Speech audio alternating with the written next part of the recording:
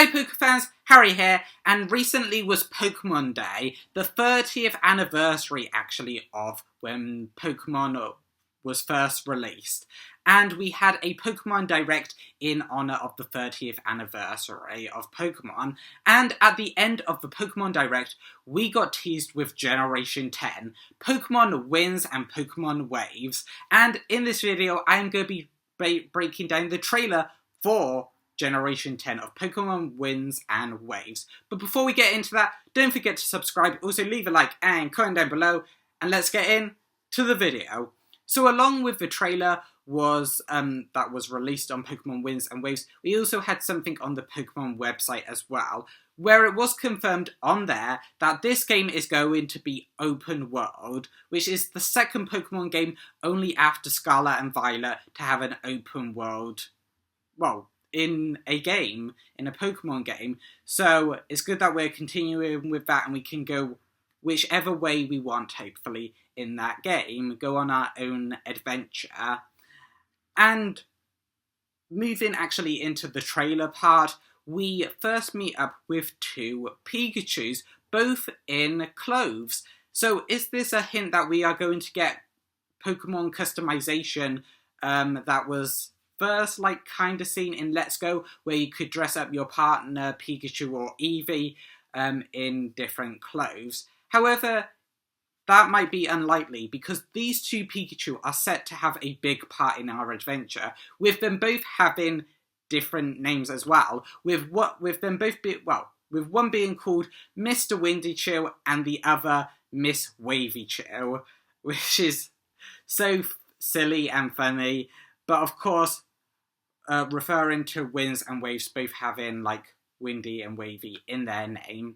So I think it's cool, and they are set to have a big part in our adventure. Maybe they're the partner Pokemon of the Professor in this region, or maybe they are the Pokemon Professor in this region. We actually have a Pokemon as a Pokemon Professor, which would be a first.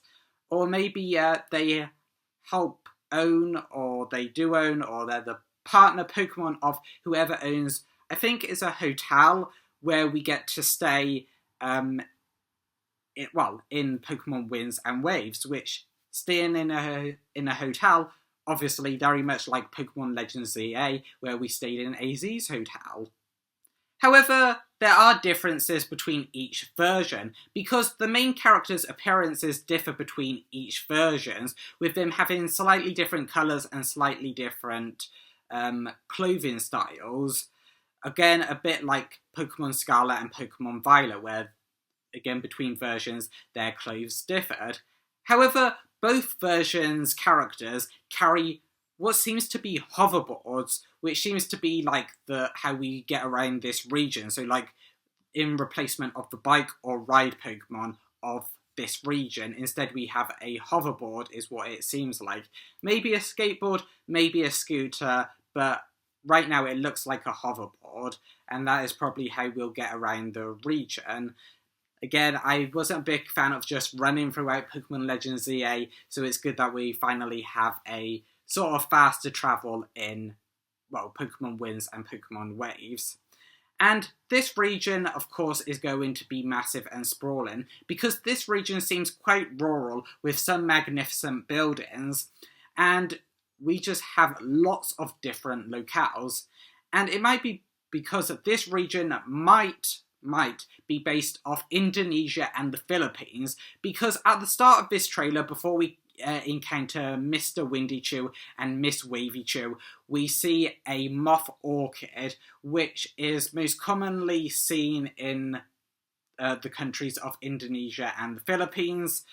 So maybe this is where the regions might be based off, because it seems like from all of the Pokemon we see in the trailer, and there are a lot of them, that all the locations we see look a bit like Indonesia and the Philippines and the surrounding countries.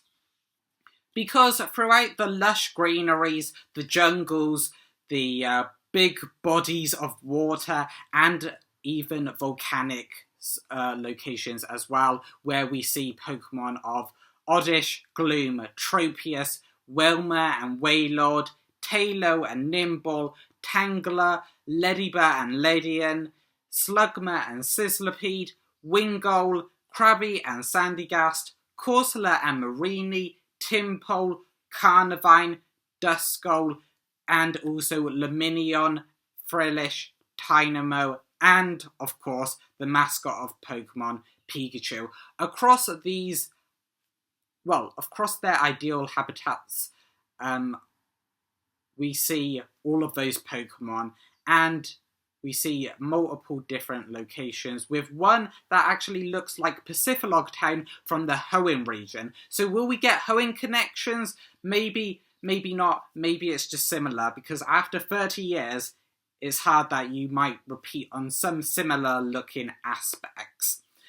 But, of course, we have one thing that is definitely different, and that is the new starter Pokemon of this region.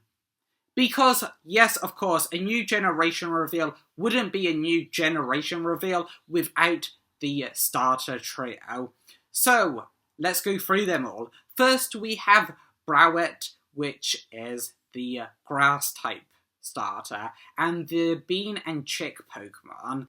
And Browett seems to get its name from brow and sprout, so like an eyebrow, it has like it's being compared to Angry Birds, because of course green and like an angry face, so a brow, and sprout like a plant.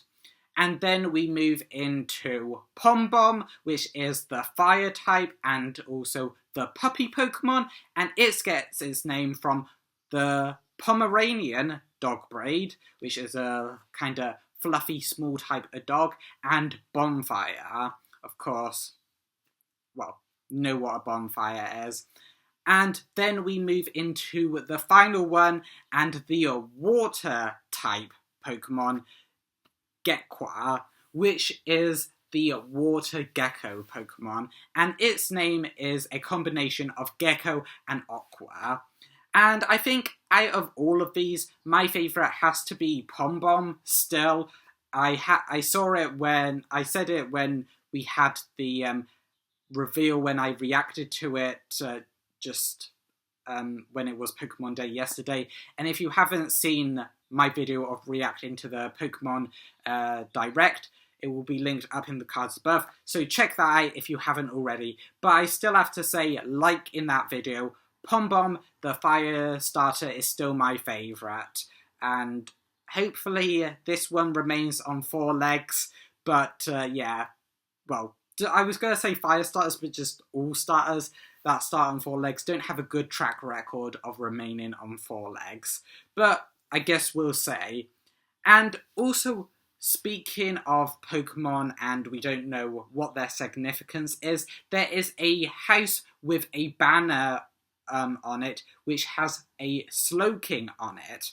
So, is there going to be like a side quest? Will we have side missions in Pokemon Winds and Waves like we had in Pokemon Legends ZA? And will Slowking be one of these side missions? Will there be like a water type catching contest or a psychic type catching contest where Slowking appears? Or will Slowking just be like the Pokemon mascot of this house or town, maybe, that we come across, like how Krogunk was the Pokemon mascot of Pastoria City in the Sinnoh games?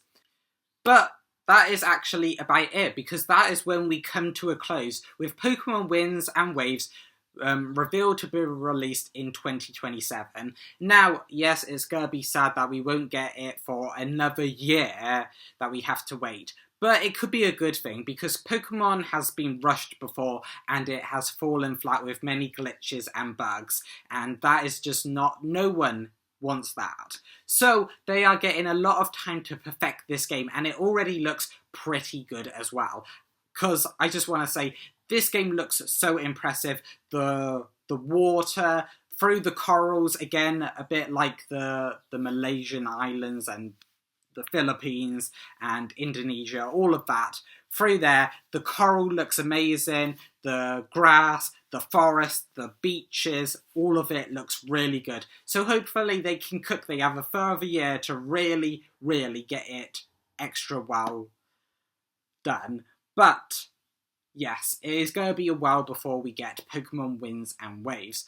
But before we go, there was the Japanese logo for Pokemon Winds and Waves was released, and it showed what is likely to be this generation's or this region's gimmick, and it looks a lot like, well, I don't know what it looks like, but it looks a lot like, of course, the past ones we saw. So, will we get something more akin to Mega Evolution or something like Zemu's Dynamax Terrestrialization? I don't know. Let me know your thoughts down in the comments below if you know or have any theories on what this gimmick could be. And also, let me know, along with that, your thoughts on this new Pokemon game of Pokemon Winds and Waves. It will, of course, only be releasing on the Nintendo Switch 2, not the Switch, which is a bit unfortunate, but again, that is a year away. So, as I said, let me know your thoughts down in the comments below. Pokemon Winds and Waves, are you excited for it? What starter is your favourite? And also, if you like this video, don't forget to leave a like, also subscribe, and share it out. I will see you in the next one.